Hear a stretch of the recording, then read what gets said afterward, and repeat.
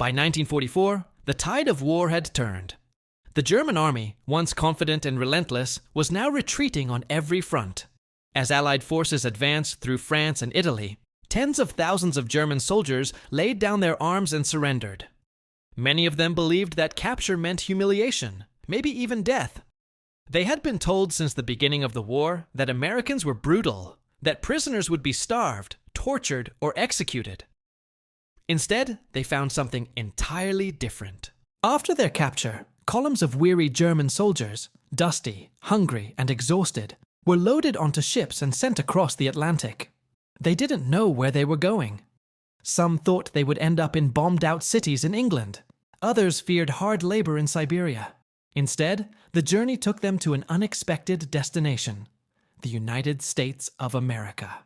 From 1943 onward, America began constructing vast prisoner-of-war camps to house German captives. By the end of the war, over 425,000 German POWs were living on American soil, from Texas to Minnesota, from Georgia to California. It was one of the largest mass internments in modern history, and for many of those men, it was their first glimpse of the world beyond Hitler's propaganda. When they stepped off the trains, they expected barbed wire, barking guards, and endless punishment. What they saw instead were organized camps with barracks, clean beds, running water, and food. For soldiers who had spent years in the mud and hunger of the Eastern Front, it was nothing short of unbelievable. They were no longer the feared soldiers of the Reich. They were prisoners, but prisoners in a country that didn't see them as enemies to be destroyed, but as men who had simply fought for the wrong side. For many, this was the beginning of the most confusing chapter of their lives. They had lost their war, but they were about to experience a version of peace they had never known. The first thing that struck the German prisoners wasn't fear, it was order. The American camps were clean, structured, and efficient, unlike the chaos many had experienced at the front. The U.S. Army had designed these camps under the Geneva Convention of 1929, which required humane treatment of prisoners of war. That meant shelter, clothing, food, and medical care, even for enemy soldiers. Most POWs were surprised to find themselves placed in wooden barracks surrounded by double fences and watchtowers. But inside, life was far from brutal. Each camp functioned almost like a small, self-contained town. There were dining halls, recreation fields, workshops, libraries, and even classrooms. The daily routine was strict but fair. Prisoners woke early, cleaned their quarters, attended roll call, and then worked assigned duties, mostly on nearby farms, sawmills, or factories.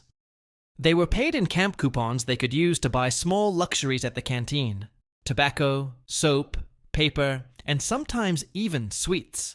The irony was hard to miss.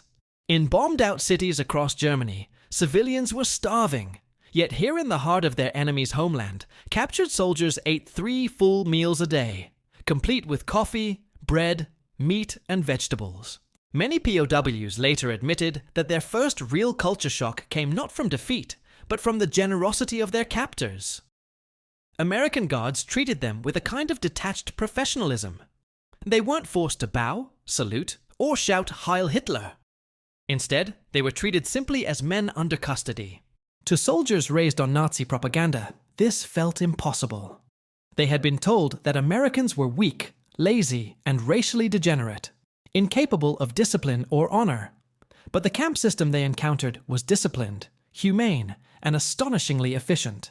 One German corporal later wrote, "We expected revenge. What we found was respect." Over time, many began to notice something else. The guards didn't seem to hate them. There was no anger, no hunger for vengeance. Most Americans simply wanted the war to end and to go home. That attitude slowly began to break down years of indoctrination. For the prisoners, the walls around the camp weren't just physical. They were psychological. A place where men began to see the difference between what they'd been told about their enemies and what they were actually living through. By the spring of 1944, the daily rhythm of life inside American POW camps had become something almost unimaginable to the men who once served in Hitler's armies. What began as fear and confusion gradually turned into structure. and, for many, a strange sense of stability. Most German POWs were assigned to labor detachments, small working groups that left camp each morning under guard. They worked on farms, built roads, repaired fences, or helped harvest crops in nearby towns. With millions of American men fighting overseas, the US faced severe labor shortages, and the Germans, ironically, became an essential workforce. For every day of labor, prisoners earned small credits that could be spent in the camp canteen. They used these to buy soap, writing paper, cigarettes, or sometimes treats like candy and soda. It was a small taste of normal life after years of war. Many Americans who lived near the camps were shocked at first to see uniformed German soldiers walking through their towns. But over time, the tension eased. Farmers noticed that the prisoners worked hard and followed orders without complaint. Some POWs even received thank you letters or gifts from the families whose crops they helped save. Within the camp, the atmosphere was surprisingly calm. There were sports leagues, theater groups, and even orchestras. Soccer tournaments were organized between camps. German officers often refereed matches, while guards watched from the sidelines. Mail was allowed, and prisoners received letters from home, though heavily censored. Red Cross parcels arrived regularly, ensuring food supplies stayed steady. Compared to the front lines of Europe, it was a world apart. But not everyone adjusted easily. Some die-hard Nazi loyalists, called Black Guards, tried to intimidate others who spoke positively about America, or questioned Hitler's leadership. Secret meetings were held at night, and a few prisoners who voiced anti-Nazi views were beaten or ostracized. The American Guards eventually separated the hardliners from the moderates to keep peace inside the camps. For the majority, though, life had settled into a routine that bordered on comfort. One former POW later wrote, "It was the first time I could sleep without fear." Behind barbed wire, these men experienced something Germany could no longer provide: safety, order, and the faint echo of normal life. For many German prisoners, the real shock didn't come from the barbed wire or the guards. It came from what they were served to eat. The first time a POW was handed a tray with meat, potatoes, vegetables, and a small cup of ice cream, he thought it was a mistake. Some refused to touch it, convinced it was a trick. Others stared in disbelief. Ice cream in the middle of a war? In Germany, even bread and soap had become scarce. Here, their enemy was feeding them like guests. Soon, small luxuries became part of daily life. The American canteen sold Coca-Cola, chocolate bars, and cigarettes. To men who had spent years living on military rations, it was surreal. The taste of Coke, sweet, fizzy, unnecessary, became a symbol of something larger, a nation that could afford comfort even in war. Many prisoners began writing home about it, describing what they saw and tasted. They spoke of guards who joked with them, of camp food that never ran out, of towns where shop windows were full, even though the world was still at war. Some letters never made it through censorship, but others did, and they stunned their families in Germany. The discovery of American abundance was more than a curiosity, it was a revelation. The propaganda that had painted the United States as weak, chaotic, and materialistic now seemed absurd. These prisoners were living proof that America's strength came not from ideology, but from stability, from a society that didn't collapse under pressure. One former soldier wrote years later, "It was the first time I saw what freedom looked like, not in speeches, but in how people lived." Inside the camps, men began forming small study groups to learn English. They read American newspapers, listened to music on camp radios, and watched local families bring food and gifts to the fences during holidays. To many, it felt like a glimpse into another world, one where dignity didn't have to be earned through conquest. For the guards, it was routine. For the prisoners, it was transformation. Every cup of coffee, every Coca-Cola, every scoop of ice cream was a reminder that the enemy they'd been taught to despise lived by entirely different values, and that those values were winning the war. When the German prisoners first arrived in America, their minds were still filled with years of propaganda. They had been told that the United States was a land of chaos, ruled by greedy businessmen, filled with crime, and populated by people too soft to fight. Hitler's speeches had described America as a place of decadent materialism, where comfort had replaced discipline. But nothing they saw fit that description. Inside the camps, the guards were polite and organized. The food was plentiful. The systems worked. When prisoners fell ill, they were treated by U.S. Army doctors. They saw black and white soldiers working side by side, something unthinkable under Nazi ideology. They listened to American music on the radio, jazz, swing, country. And it was joyful, not corrupt.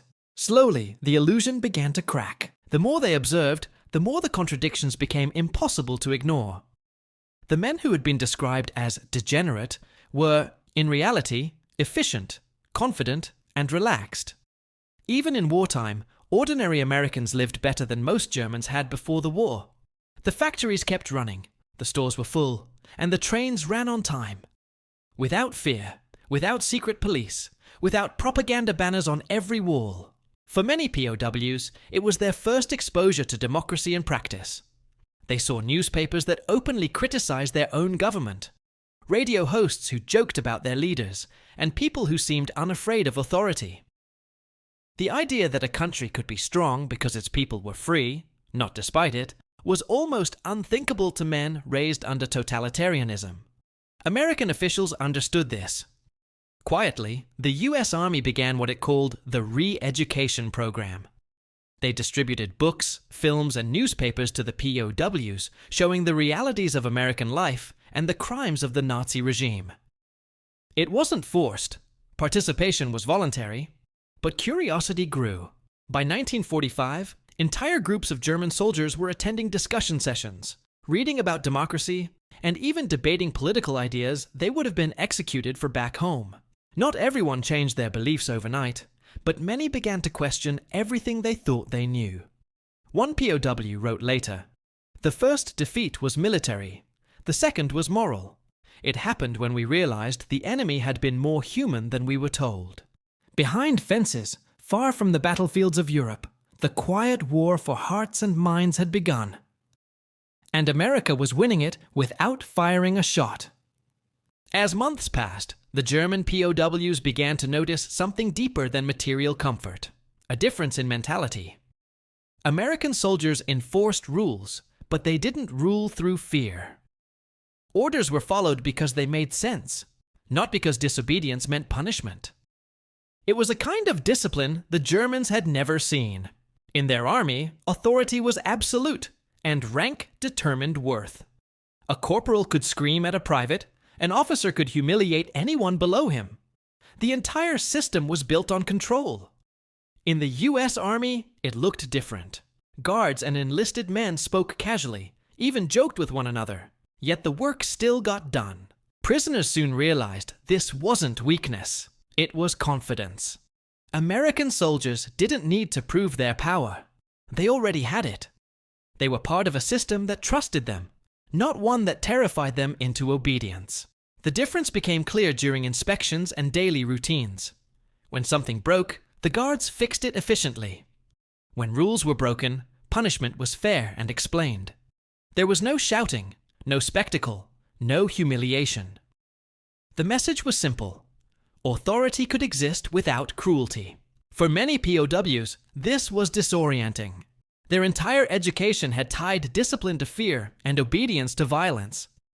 Seeing order built on cooperation, not terror, made them question everything they had believed about strength. One former soldier wrote later, "In Germany, we obeyed because we feared. In America, they obeyed because they respected. Even small gestures left a mark. Guards shared cigarettes, exchanged books, and treated prisoners as individuals, not as propaganda enemies. It was subtle, but powerful. It showed that a country could be strong without being brutal, a concept entirely foreign to men raised under Nazi ideology. For the first time, many of them began to understand what democracy actually looked like. It wasn't weakness or chaos. It was structure built on trust. And that trust, they realized, was something no dictatorship could ever create. As the war dragged on, one of the few links between German POWs and home was the mail. Each month, the prisoners were allowed to write short, censored letters to their families. At first, the messages were cautious, simple notes about health and weather. But as months turned into years, those letters began carrying something unexpected: admiration. Men who had marched under the Nazi flag were now describing life in America with disbelief. They wrote of good food, warm beds, clean clothes, and guards who treated them fairly. Some described baseball games, Christmas concerts, or farm work where Americans actually paid them for their labor. For their families in Germany, still enduring bombings, hunger, and fear, these letters were hard to believe. Some thought their sons had gone mad or been manipulated. Others began to realize how much their government had lied. A few letters made it through almost untouched by censorship, and they carried lines like, "Mother, they treat us like human beings here. We have more to eat than you do. America is not what we were told." Those words were quiet, but devastating. They contradicted years of Nazi propaganda, and in their simplicity, exposed how completely Germany's system had failed its own people. German authorities tried to stop it. The regime tightened censorship, banning letters that spoke too positively of the enemy. But rumors spread anyway. Families whispered to neighbors that their sons were alive, and that the Americans were feeding them better than the Reich fed its own soldiers. Some officers still in Germany dismissed it as defeatism, but others began to understand the truth. The myth of Nazi superiority was collapsing from within. Even after the war ended, historians found that these letters had left a lasting impact. Many families later said those messages from across the ocean were the first cracks in their belief that Germany could still win, or that it deserved to. For the prisoners, writing home wasn't just communication. It was reflection. Putting words on paper forced them to face the contradiction of their lives, captured by the enemy, yet treated better than by the nation they had fought for. And for the people reading those words in ruined homes under Allied bombings, it became a glimpse into a different world, one where dignity still existed, even in defeat. By late 1945, the war in Europe was over. Germany lay in ruins, Hitler was dead, and the once feared Wehrmacht had ceased to exist. Yet across the United States, hundreds of thousands of German soldiers were still behind fences, prisoners of a war that had already ended.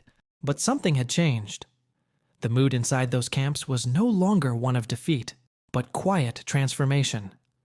The men who had once expected hatred now found familiarity. Guards who had been cautious at first now talked freely with them. American civilians, especially farmers who had employed POW labor, began visiting with gifts or invitations for Sunday meals. In many camps, fences became symbolic. Technically, the men were still prisoners, but their daily lives were more like those of temporary residents. They organized musical performances, staged plays, and built makeshift gardens. Some camps even published their own newsletters. The US government, meanwhile, faced a dilemma. Shipping hundreds of thousands of POWs back to Europe immediately was logistically impossible, and food shortages across the continent meant that sending them home too soon could worsen the crisis. So, the men stayed and waited. During that waiting, something unique happened. Many prisoners began studying English, learning trades, or taking courses offered by American educators. Universities and churches sometimes sent books or teachers to the camps. What had started as confinement slowly turned into education. Some of the men began to question their own beliefs more openly. Without the pressure of Nazi oversight, they could finally speak freely. They debated politics, religion, and ethics, topics that had been dangerous under the Reich. One POW described it later. "We arrived as soldiers. We left as human beings again." What stood out most to them wasn't the luxury, though America's abundance remained a shock, but the atmosphere of trust. American guards would often leave gates open for laborers to walk unescorted to nearby farms. Prisoners returned on their own every evening. That mutual respect became one of the war's strangest outcomes. Captured enemy soldiers treated with enough dignity that they no longer needed guards to obey. As one camp commandant put it in a report, "We have turned prisoners into guests, and guests into students." It was an approach born not of ideology, but of confidence. The quiet power of a nation secure enough to treat its enemies with humanity. In 1946, the ships that had brought the German prisoners across the Atlantic began sailing in the opposite direction. Their time in America was ending. The fences were still there, but many no longer needed them.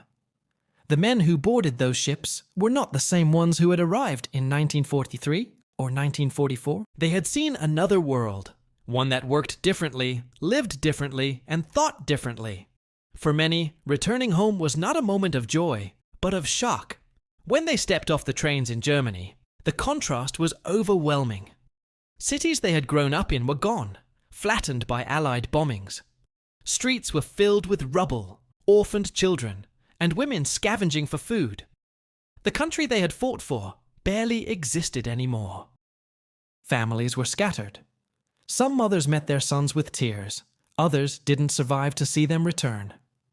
The letters that had once spoken of America's abundance suddenly became painful memories. Many POWs said that the hardest moment of the war was not their capture. It was seeing what had become of home.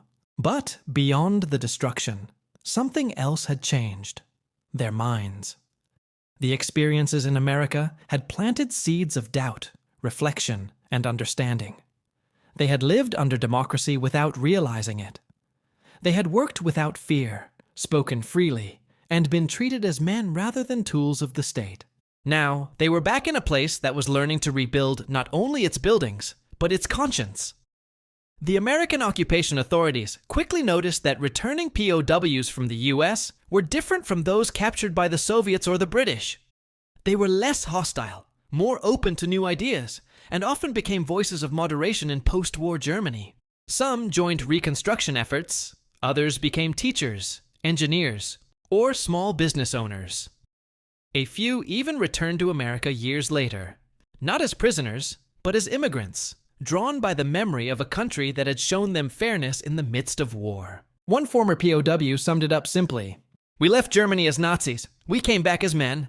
Their return marked the end of one chapter, but for Germany, it was the beginning of another.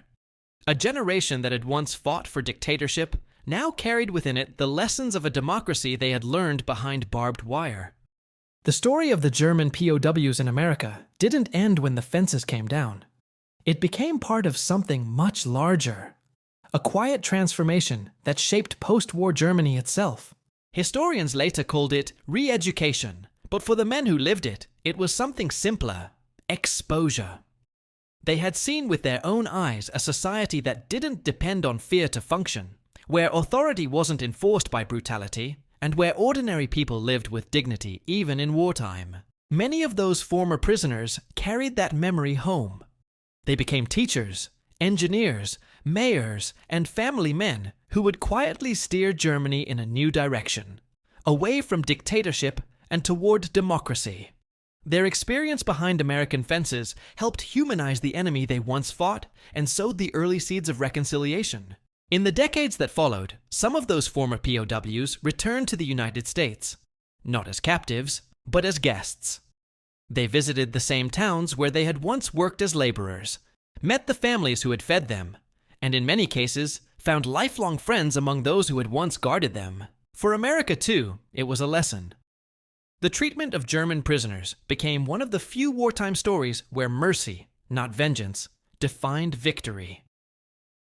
By adhering to the Geneva Convention, even when their enemies didn't, the United States proved that strength didn't have to come at the cost of humanity. One former camp commandant later said, "We showed them what democracy looked like, not by preaching it, but by living it." The POWs' shock at Coca-Cola and ice cream wasn't really about the food. It was about what those things represented. A society rich not just in resources, but in confidence, stability, and compassion. They had entered those camps as soldiers of a collapsing empire, and left as witnesses to a system that had defeated them, not just by power, but by principle. The war they lost became the lesson they carried for the rest of their lives. And so, in a strange way, the story of the German prisoners in America wasn't about captivity at all. It was about discovery, about how men who came as enemies left as students, and how a nation's character became its most powerful weapon.